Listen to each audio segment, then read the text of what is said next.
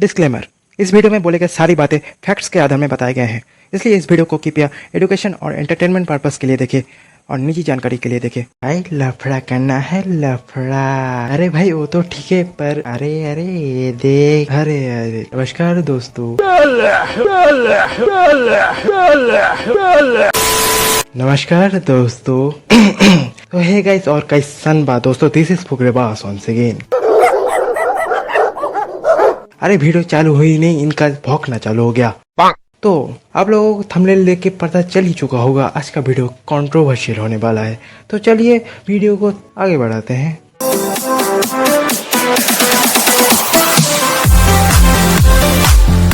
सोचिए एक सुहानी शाम, आप अपनी चाय की प्याली लेके बैठे हैं और तभी चाय ठंडी हो जाए। एक काम कीजिए, रिमोट उठाइए और किसी भी न्यूज़ चैनल का टीवी डिबेट खोल लीजिए। आपका चाय और आपकी दिमाग इंस्टेंटली गर्म हो जाएगा। ये लोग कितने फालतू चीज़ों को लेकर डिबेट करते हैं ना, एक बार को नापतोल का चैनल अच्छा लग जाएगा पर इनका डिबेट हजम नहीं होगा। तो तिवारी जी, आपको क्या लगता है आलू प्याज का दाम घटेगा या नहीं घटेगा? अरे श्रद्धा जी, अब हम क्या बताएं, ये सत्ता में बैठे लोग, ये लोग किसानों का अनाज खा जाते हैं। ये लोग कितने दरिंदे हैं। अब बताइए, किसान आगे का फसल उगाए तो उगाए कैसे? विनायक जी, आपका इस बारे में क्या कहना है? श्रद्धा जी देखिए, पेट्रोल डीजल का दाम पूरी दुनिया में बढ़ रहा है, तुम्हें हमारे यहाँ कैसे नहीं बढ़ेगा? बढ़ेगा ना पेट्रोल डीजल का दाम। तो अहमद जी, आप बताइए, आपको क्या लगता है? ओ श्रद्धा जी, आलू प्याज के दाम से मुझे याद आया, अरे यार एलविश भाई को जो जेल में अच्छा खाना नहीं मिल रहा है, एलविश भाई को जेल में अच्छा खाना मिलना चाहिए। अब देखो, आपके और हमारे घर में एक ना एक ऐसा बंदा रहता ही है जो इस डिबेट के दौरान टीवी के सामने जाके टीवी पे ही चिल्लाने लग जाता है। हाय, ये साला इतना झूठ कैसे बोल रहा है, अरे देखो देखो कैसे झूठ बोला है, अरे मेरे को मत दिखाओ, इसको दिखाओ इसको। अब देखो, कभी कभी डिबेट इतना इंसेन चला जाता है कि एक पार्टी का लीडर दूसरे पार्टी के ऊपर आरोप लगा रहा होता है, उसको गाली दे रहा होता है, और उसको सुन के दूसरे पार्टी का लीडर भी उसको जवाब दे रहा होता है, उसको भी गाली बक रहा होता है। पर अगर उस टाइम उसका माइक ग्लिच हो जाए या फिर उसका माइक बंद हो जाए तो कुछ ऐसा सीन चल रहा होता है। हाँ विनायक जी, तुम साले चप्पल चोर, शकल से चोर, तुम्हारा खानदान पूरा चोर। तुम कौन सा चोर हो साले मार। अब देखो, इन न्यूज चैनल वालों के पास जब डिबेट करने के लिए कोई भी टॉपिक नहीं बचता है, तब ये लोग कुछ ऐसा काम करते हैं। एलबीश भाई, आपने कभी इससे पहले सांप का जहर चखा है? और चखा है तो सांप का जहर का टेस्ट कैसा होता है? चखने से ही आता है। एलबीश भाई, आपको जेल में कैसा खाना मिलता था, तीखा या मीठा? एलबीश भाई, आपके खाने में कभी कॉकरोच मिला था या नहीं मिला था? अगर कॉकरोच मिलता था तो आप कॉकरोच समेत खा जाते थे या कॉकरोच निकाल के खाते थे? अरे यार, तुम लोग हटो मेरे रास्ते से, नहीं तो तुम लोगों का सिस्टम पे सिस्टम कर दूंगा मैं। दोस्तों, बहुत हो गया हंसी मजाक, अभी चलिए बात करते हैं कुछ सीरियस टॉपिक्स पर। तो अब हम बात करने जा रहे हैं red flag and green flag about the government and media. अब देखिए, मीडिया और गवर्नमेंट के ग्रीन फ्लैग्स के बारे में हम सभी को पता है, जो टीवी देखते हैं, जो टीवी नहीं देखते उनको भी। पर अब चलिए बात करते हैं गवर्नमेंट एंड मीडिया के रेड फ्लैग्स के बारे में, और इसी सिलसिले में पहले नंबर में आता है मणिपुर। अब देखो, अगर हमें मणिपुर के आज की डेट के सिचुएशन के बारे में जानना है तो हमें पहले मणिपुर के हिस्ट्री के बारे में जानना होगा। मणिपुर का क्लैश पहली बार अप्रैल 1993 को नागा और कुकी समुदाय के बीच शुरू हुआ था, और तभी से ये लड़ाई आज भी जारी है। पर पिछले साल हुए एक घटना की वजह से इस लड़ाई का आग और भी भड़क गया, क्योंकि अप्रैल 2023 को एक पिटीशन दायर होने के बाद मणिपुर हाईकोर्ट स्टेट गवर्नमेंट को एक ऑर्डर देती है, जिससे स्टेट गवर्नमेंट सेंट्रल गवर्नमेंट को एक रिकमेंडेशन भेज सके, जिससे मणिपुर के मेतेई समुदाय को उनका शेड्यूल्ड ट्राइब स्टेटस मिल सके।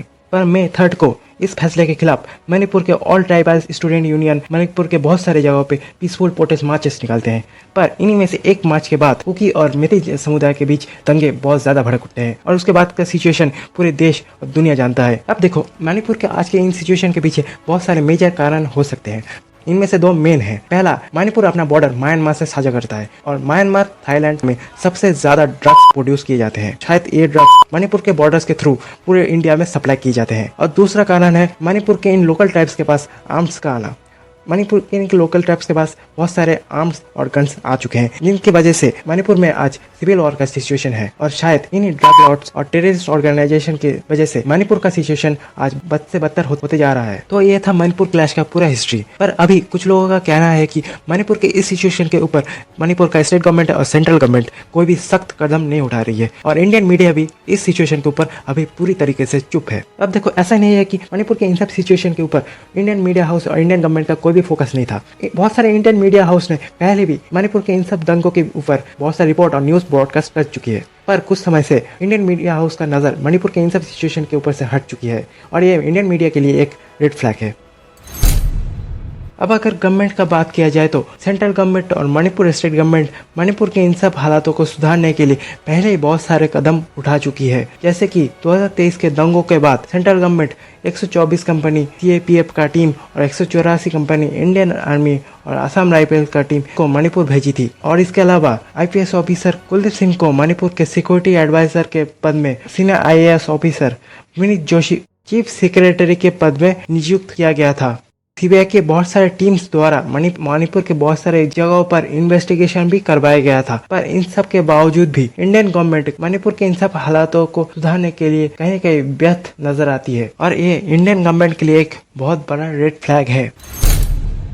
पर शायद इन सब फेलियर के पीछे भी बहुत सारे ऑफिशियल ड्रॉबैक्स हो सकते हैं, जैसे कि इंडियन गवर्नमेंट शायद इन दोनों समुदायों को एक ही समय पे, एक ही मुद्दे पे, एक ही टेबल पे लाने से व्यर्थ हो रही है, क्योंकि ये सिचुएशन जितना हम ऊपर से देख रहे हैं, शायद ये ऑन द ग्राउंड उससे भी बदतर है। अब चलिए बात करते हैं लद्दाख के बारे में। अभी कुछ ही दिनों से लद्दाख सोशल मीडिया में एक हॉट टॉपिक रहा है, क्योंकि कुछ ही दिनों पहले ही सोनम वांगचुक द्वारा किए गए 21 दिन के हंगर स्ट्राइक को खत्म कर दिया गया है, और इस स्ट्राइक या प्रोटेस्ट के पीछे उनके कुछ मेजर मांगे थी। सोनम वांगचुक द्वारा किए गए मांगों में से पहला मांग यह था कि लद्दाख को एक स्टेट का दर्जा दिया जाए। उनका दूसरा मांग यह था कि लद्दाख के 97% ट्राइबल लोगों को उनका ट्राइबल आइडेंटिटी दिया जाए, और उनको केंद्रीय सरकार द्वारा 6th शेड्यूल के अंदर लाया जाए। और उनका तीसरा मेजर मांग यह था कि जो भी इंडस्ट्रियलाइजेशन का प्लानिंग किया गया है उसको रोका जाए, जिससे कि लद्दाख के एनवायरनमेंट को कोई भी हानि ना पहुंचे। उनकी इन मांगों में से पहले दो मांगे बिल्कुल भी जायज हैं। सेंट्रल में पावर में आने से पहले बीजेपी ने खुद 2019 में लद्दाख वालों से ये वादा किया था कि वो खुद लद्दाख वालों को 6th शेड्यूल के अंदर लाएंगे, पर शायद कुछ कारणों की वजह से आज तक वो हो नहीं पाया है, और ये सरकार के लिए एक बहुत बड़ा रेड फ्लैग है। और मुझे लगता है कि जिस सरकार ने लद्दाख को 370 और टेररिज्म से आज़ाद करवाया है, वो सरकार ये सब मांगे इजीली फुलफिल कर सकती है, पर शायद कुछ ऑफिशियल ड्रॉबैक्स के कारण से ये मांगे आज भी फुलफिल नहीं हो पाई है। और अगर लद्दाख वालों को ये सब फैसिलिटीज चाहिए तो उनको सब्र रखना पड़ेगा, क्योंकि हम सबको पता है इंडिया में कोई भी काम बहुत जल्द नहीं होता। अब अगर सोनम वांगचुक के तीसरे मेजर मांग की बात किया जाए तो वो चाहते हैं कि लद्दाख में कोई भी इंडस्ट्रियल इंफ्रास्ट्रक्चर डेवलप ना हो, लद्दाख के एनवायरनमेंट में पॉल्यूशन ना फैले और ग्लेशियर्स ना बिगड़े। पर अगर इंडियन गवर्नमेंट लद्दाख में कोई भी मिलिट्री डेवलपमेंट या फिर इंडस्ट्रियल डेवलपमेंट नहीं करती है तो भी चाइना आए दिन इंडिया पे अटैक्स करती रहेगी, जैसे कि कुछ दिनों पहले पैंगोंग लेक की झड़प को देख सकते हैं। पर अगर डेवलपमेंट करना ही है तो सेंट्रल गवर्नमेंट को लद्दाख के एनवायरनमेंट के ऊपर भी थोड़ा ध्यान देना पड़ेगा। पर अगर लद्दाख के इस विषय के ऊपर मीडिया के प्रोस्पेक्टिव से बात किया जाए तो मीडिया लद्दाख के इस 21 दिन के हंगर स्ट्राइक के पहले दिन से ही चुप थी, और ये इंडियन मीडिया के लिए या फिर किसी भी मीडिया के लिए एक बहुत बड़ा रेड फ्लैग है, क्योंकि अगर मीडिया ही गवर्नमेंट से कोई भी सवाल नहीं पूछेगी तो हम गवर्नमेंट से भी कोई भी जवाब का एक्सपेक्टेशन नहीं रख सकते। अब चलिए थोड़ा बात करते हैं इलेक्टोरल बॉन्ड्स के ऊपर। इलेक्टोरल बॉन्ड को पहली बार 2017 में फाइनेंस मिनिस्टर अरुण जेटली द्वारा इंडियन पार्लियामेंट में इंट्रोड्यूस करवाया गया था। इस इलेक्टोरल बॉन्ड को पार्टीज द्वारा लिए गए फंडिंग के या फिर चंदे का हिसाब किताब रखने के लिए बनाया गया था, पर शायद इंडियन गवर्नमेंट इसको पब्लिक एक्सेसिबल बनाना ही भूल गई, और ये प्रेजेंट इंडियन गवर्नमेंट के लिए एक रेड फ्लैग है।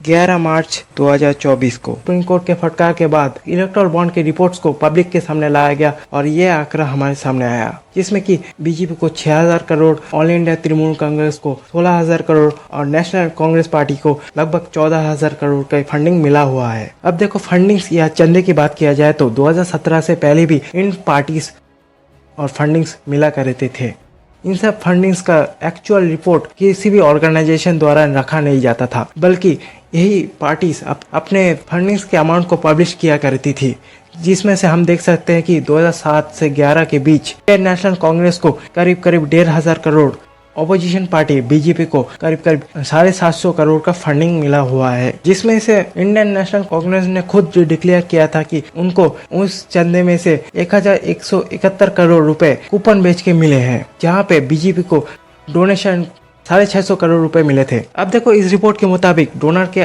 आइडेंटिटी को छुपाने के लिए डोनर से 20,000 रुपए से कम का अमाउंट कूपन्स के तौर पे लिया जाता था, और ये सब कूपन कौन सप्लाई करता था ये किसी को भी नहीं पता। और वहीं पे हम इलेक्ट्रल बॉन्ड से आज की डेट में ये पता कर सकते हैं कौन सी कंपनी ने कौन से पार्टी को कितना अमाउंट दिया है। अब देखो, सीधी सी बात है, अगर कोई भी पार्टी सेंट्रल में या फिर कोई सी भी स्टेट में पावर में है तो उसे चंदे मिलते हैं, क्योंकि उन्हें चंदे या फंडिंग देने से उस कंपनी या फिर बिजनेस पर्सन को बहुत ज्यादा बेनिफिट्स मिलते हैं। और 2014 के बाद इंडिया में जिस हार से कंपनीज ग्रो कर चुकी हैं, उस हिसाब से फंडिंग्स भी ग्रो कर चुके हैं। देखो, इलेक्ट्रल बॉन्ड एक स्कैम है या फिर नहीं, इसको तय करने के लिए हमारे पास एक स्ट्रॉन्ग जुडिशियरी सिस्टम है और हमें उनके ऊपर ही भरोसा करना चाहिए। अब हम अगर इतनी देर से मीडिया और गवर्नमेंट के बारे में बात कर ही रहे थे, तो अब बात करते हैं सोशल मीडिया के बारे में, क्योंकि अगर मीडिया शेर है तो सोशल मीडिया सवा शेर है। अब देखो, सोशल मीडिया से हमें बहुत कुछ जानने को मिलता है, बहुत सारे रिसोर्सेज मिलते हैं, बहुत सारे न्यूज़ हमको सुनने को मिलते हैं, बहुत सारे ऐसे न्यूज़ भी है जो सोशल मीडिया हमसे छुपा लेता है या फिर सोशल मीडिया में कभी वो दिखाए ही नहीं जाते हैं। जैसे कि बंगाल का संदेशखाली मुद्दा हो, या फिर बंगाल का शिक्षक भर्ती घोटाला मामला, या फिर बंगाल का शारदा नारदा घोटाला मामला हो, या फिर कर्नाटक का बैंकरप्ट हो जाना, या फिर पंजाब और बेंगलुरु में वाटर लेवल डिक्रीजिंग। इन सब के बारे में आपको शायद ही कोई यूट्यूबर अपने हाथों को हिला के बोलता हुआ नजर आएगा, क्योंकि शायद इन सब विषयों में बोलने से उनको व्यूज नहीं आते होंगे या फिर उनको पैसे नहीं मिलते होंगे। तो वीडियो के आखिर में आप सभी से मैं एक ही बात बताना चाहूंगा कि अगर आप मीडिया पे भरोसा नहीं करते हो तो प्लीज सोशल मीडिया पे भी भरोसा करना छोड़ दो, क्योंकि सोशल मीडिया में जो दिखता है वो पूरा सच होता नहीं, और जो सच है वो ज्यादा दिन टिकता नहीं। तो आज के लिए बस इतना ही दोस्तों। अगर आपको ये वीडियो अच्छा लगा हो तो इस वीडियो को लाइक कर देना, अपने दोस्तों के साथ शेयर कर देना, चैनल को सब्सक्राइब कर देना, और अगर आपको मेरे फैक्ट्स अच्छे लगे या फिर गलत लगे तो आप प्लीज़ कमेंट बॉक्स में बता सकते हैं। और मैं आपसे फिर मिलूंगा मेरे और एक नए वीडियो के साथ। तब तक के लिए गुड बाय।